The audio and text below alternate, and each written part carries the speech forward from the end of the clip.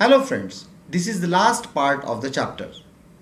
In first four parts, we saw meaning and definitions of principles of management, nature and significance of principles of management, Henry Fayol's 14 principles of management, and F.W. Taylor's principles of scientific management. In the last part, we will see techniques of scientific management given by F.W. Taylor. The first technique of scientific management is work study. There is a need of work study before assigning the work to the workers. Work study consists of an organized, systematic, and critical assessment of different jobs or functions or activities of the organization. कोई भी काम worker को देने के पहले उस काम का पूरी तरह से अध्ययन होना चाहिए। इसमें हम क्या काम है, उसको कैसे सिस्टमैटिक ढंग से किया जा सकता है, इसका अध्ययन करना जरूरी है। Work study is equal to time study plus motion study plus method study plus fatigue study. इन चारों का अध्ययन यानी work. The first part of work study is time study. Time study is the technique of determining standard time taken to complete a particular job. Time study fixes the standard time required to do a particular job under given circumstances. विशेष परिस्थितियों में विशेष कार्य को पूर्ण करने के लिए जो समय लगता है उसका अध्ययन टाइम स्टडी नाम से जाना जाता है। टाइम स्टडी कैसी की जाती है? तो एक काम करने के लिए कितना वक्त लगता है, इसको जब हम घड़ी लेकर गिनते हैं उसे हम टाइम स्टडी कहते हैं। Time study is useful to measure the efficiency of an employee and to control the cost of work. Time study का उपयोग हमें वर्कर की इफिशियंसी गिनने में भी होता है। टाइम स्टडी एक काम करने के लिए कितनी देर लगेगी, कितने वर्कर लगेंगे, कितने वेजेस देने पड़ेंगे, कितने वेजेस देना अच्छा होगा, यह सब का अध्ययन टाइम स्टडी करता है। Motion study is the study of movements of man and machines. It studies different motions of a job such as lifting, cutting, putting objects, sitting and changing the positions. Motion study आदमी और machine के अलग अलग moments की study करता है। जैसे कि हम चीज कैसे उठाते हैं, कैसे रखते हैं, कैसे कट करते हैं, कैसे बैठते हैं, कैसे उठते हैं, कैसे हम पोजीशन चेंज करते हैं, इन सभी मोमेंट्स की स्टडी इसमें की जाती है। Motion study helps to eliminate unnecessary motions from the job. It also helps in improving the efficiency of employees. Motion study करने से कौन से मोमेंट्स प्रोडक्टिव है, कौन से मोमेंट अत्यावश्यक है और कौन से मोशन अनप्रोडक्टिव है, इनकी हम डिटेल स्टडी करते हैं। मोशन स्टडी का उपयोग ऑर्गेनाइजेशन की और वर्कर की इफिशियंसी बढ़ाने में होता है। Method study. The objective of method study is to find out one best way of doing the job. काम करने का सबसे बेहतरीन तरीका ढूंढना यह मेथड स्टडी का काम है। रॉ मटेरियल परचेस करने से फिनिश्ड गुड बनने तक सभी एक्टिविटीज में हम ध्यान देते हैं और ढूंढते हैं कि सबसे अच्छा तरीका क्या है यह चीज करने का। Finding best method is very challenging task. यह काम आसान नहीं है, बहुत मुश्किल है सबसे अच्छा तरीका ढूंढना। The objective of method study is to reduce the cost of production, improve the quality of production, reduce wastage and increase consumer satisfaction. इसका जो महत्वपूर्ण उद्देश्य है वो है कॉस्ट ऑफ प्रोडक्शन कम करे, प्रोडक्ट की क्वालिटी बढ़ाए, वेस्टेज कम करे और कंज्यूमर का सेटिस्फैक्शन बढ़ाए। Fatigue study. A person is bound to feel tired physically and mentally if he work for certain period of time. The rest interval will help to regain stamina and work again with the same capacity. कोई भी आदमी बहुत देर तक काम करता है तब उसे बीच में थोड़ी रेस्ट की ज़रूरत होती है। अगर ये उसे रेस्ट मिलती है तो वो फिर से नए स्टैमिना के साथ काम कर सकता है। वर्कर को अगर सफिशिएंट टाइम के बाद ब्रेक नहीं मिला, अनसुटेबल काम करना पड़ा, टारगेट का प्रेशर रहा या बॉस के साथ बार बार नोकझोंक होती हो, बहुत हेवी वर्क करना पड़ता हो या पुअर कंडीशन हो तो ज्यादा थकान आती है। Fatigue may have an adverse effect on the health and efficiency of employee. The study of fatigue and step to reduce the level of fatigue is very important to maintain the operational efficiency of the employee. Fatigue study seek to determine the amount and frequency of rest interval in completing a task. कितने देर के बाद rest देनी चाहिए, कितने देर के लिए rest देनी चाहिए, इसका अध्ययन फटीग स्टडी में होता है। फटीग स्टडी अगर हमने ठीक से की तो वर्कर की इफिशियंसी बढ़ती है जिसका फायदा ऑर्गेनाइजेशन को होता है। Next technique of scientific management is standardisation of tools and equipments. Taylor was strong supporter of standardization.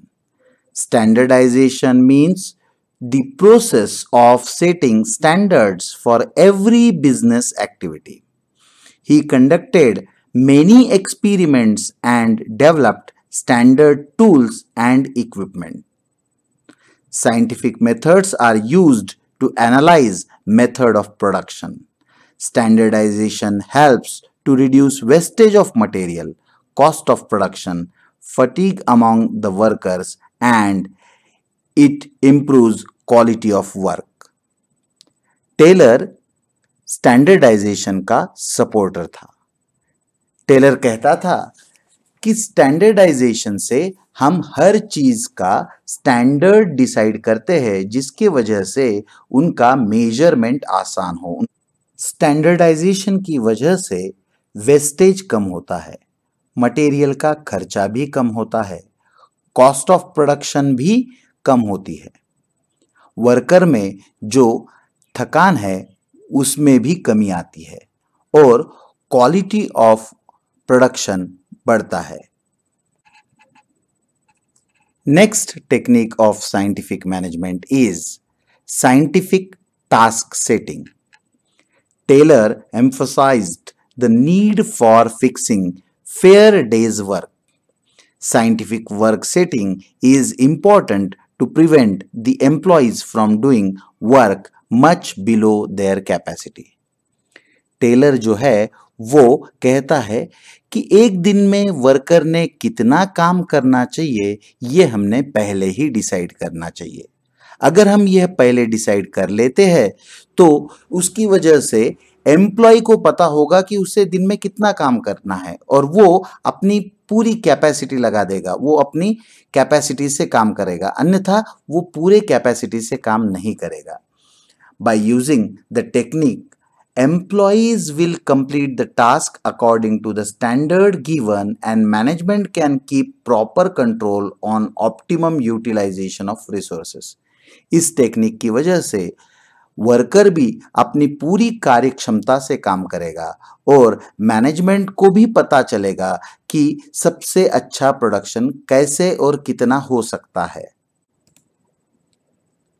Next technique of scientific management is scientific selection and training.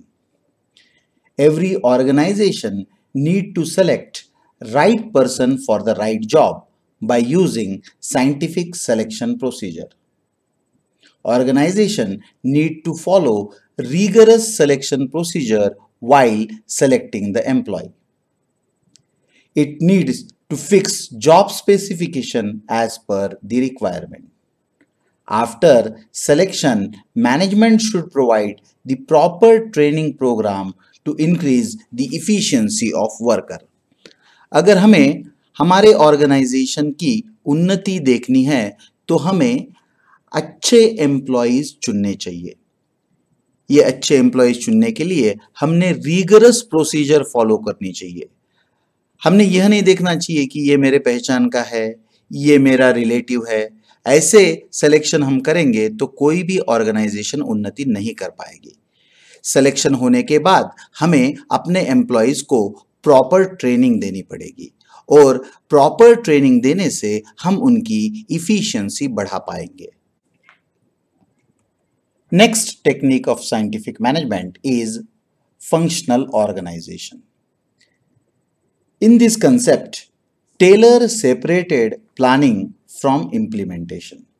It means planning is done by different people and actual work is supervised by different people. He extended this principle to the lowest level of the shop floor, hence this technique is known as functional foremanship. Functional foremanship is a management technique that spreads the duties of a traditional industrial foreman among several different individuals. Taylor ने planning और implementation इन दोनों को अलग अलग किया है। वो कहता है कि ये फंक्शन नीचे तक यानी फोरमन जहां तक काम करता है लोअर लेवल तक ये फंक्शन होते हैं।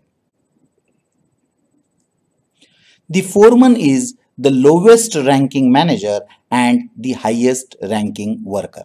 फोरमन कौन होता है? वर्कर पे सुपरवाइज करने वाला मैनेजर यानी Foreman.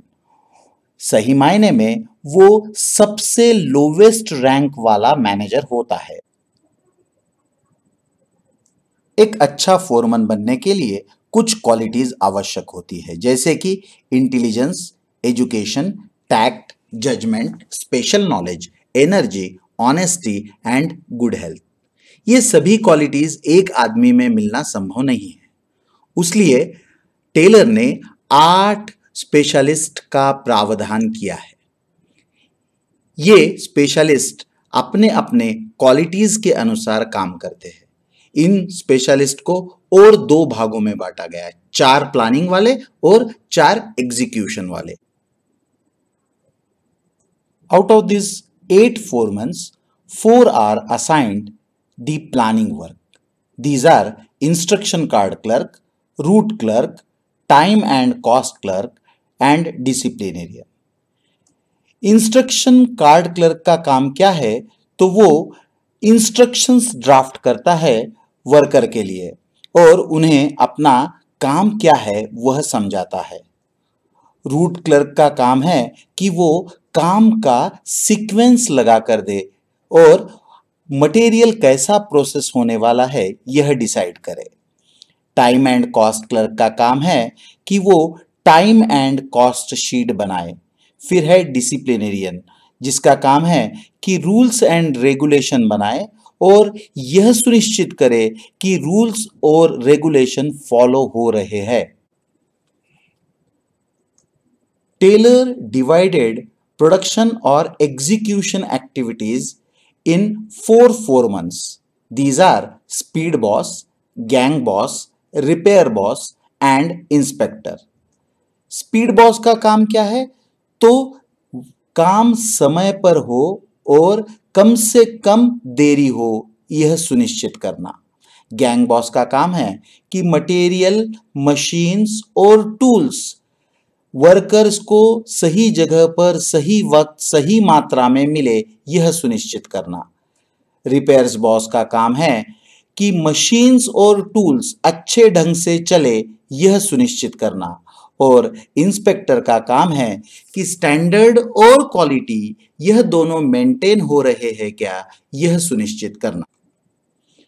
Next technique of Last technique of scientific management is differential piece rate wage plan. Taylor was a strong advocate of piece rate wage system.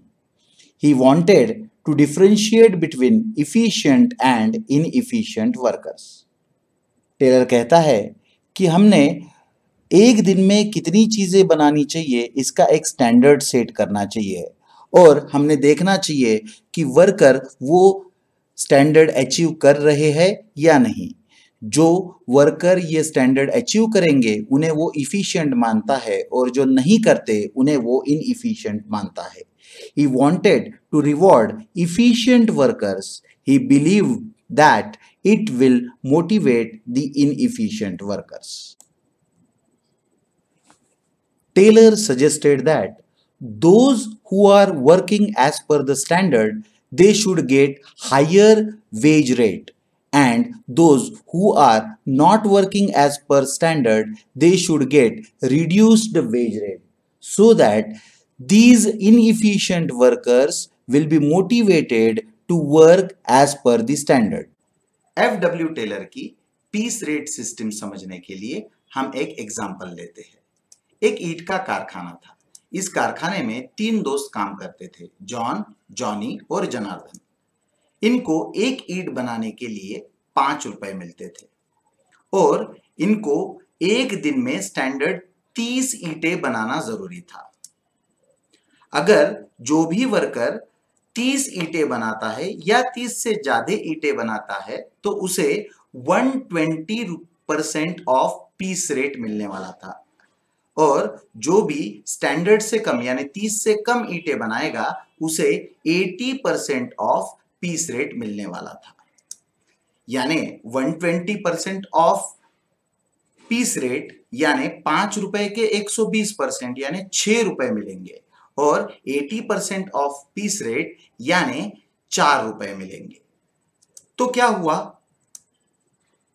Standard कितना था, 30 ईंटें रोज बनाना, मगर जॉन ने 28 ईंटें बनाई, जॉनी ने 30 ईंटें बनाई और जनार्दन ने 35 ईंटें बनाई। जॉन ने स्टैंडर्ड से कम ईंटें बनाई, जॉनी ने स्टैंडर्ड के इतने ही यानी एट पार ईंटें बनाई और जनार्दन ने स्टैंडर्ड से ज्यादा ईंटें बनाई। तो कितना रुपया पीस रेट था, एक पीस बनाने पे कितने रुपए मिलने वाले थे, 5 रुपए मिलने वाले थे, मगर जॉन को 4 रुपए मिले क्योंकि उसने 30 से कम ईंटें बनाई थी यानी स्टैंडर्ड से कम ईंटें बनाई थी। जॉनी ने स्टैंडर्ड के इतनी बनाई थी यानी एट पार, इसलिए उसे 120% ऑफ पीस रेट यानी 6 रुपए पर पीस के हिसाब से वेजेस मिले हैं और जनार्दन ने अबो स्टैंडर्ड बनाई है इसलिए उसे 6 रुपए पर पीस मिलने वाला है। इसका मतलब जो जॉन है उसको वेजेस मिले 112 रुपए, जॉनी है उसे वेजेस मिले 180 रुपए और जो जनार्दन है उसे वेजेस मिले 210 रुपए। इसका मतलब जो इफिशिएंट वर्कर है, जो स्टैंडर्ड के हिसाब से या स्टैंडर्ड से ज्यादा काम करता है उसे ज्यादा वेजेस मिलते हैं और जो कम काम करता है उसे कम वेजेस मिलते हैं। इस सिस्टम को डिफरेंशियल पीस रेट सिस्टम नाम से जाना जाता है जो कि टेलर ने मैनेजमेंट को दी थी। Thank you friends, we completed our first chapter, that is principles of management. In the next chapter we will see functions of management. Thank you very much.